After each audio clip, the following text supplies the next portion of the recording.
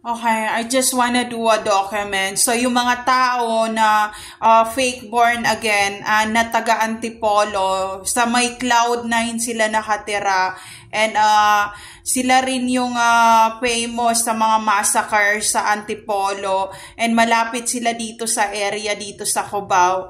And sila yung mga masagka Curato Baliling groups. Sila ang pumasok sa apartment namin.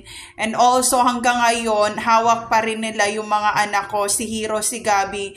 Minsan dinadala nila sa Batangas. And also, mayroon na rin nakakakita na mga YouTuber na dinadala na yung mga anak ko sa Luzon, Visayas, Mindanao, and International without without my permission. So ayun, yun lang ang nakaka-weird talaga kasi kung walang nangyari sa asawa ko na harassment or hindi in-stalk ang asawa ko, hindi magagawa ng mga anak ko yon or hindi mangyayari sa kanila yon. So walang ginagawa ang mga anak ko ngayon. Punta sila doon sa group na yon, and then mag-prayer sila ganyan, and binabantayan sila. So ayun lang, gusto ko lang i-share kung na-experience nyo ba yung na-experience namin na ginang-stalk kami, at the same time pina-withdraw ng perang asawa ko and hinaras, and also may mga involved na mga tao.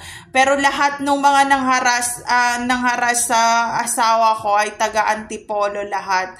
So ayun, itong taga Antipolo na to, nasa Cloud9, alam na alam niya kung sino ako, and alam niya kung sino ang asawa ko, and yun ang problema ngayon. So wala akong kakampi, wala akong mapagsabihan nun. I just wanna do a document about it.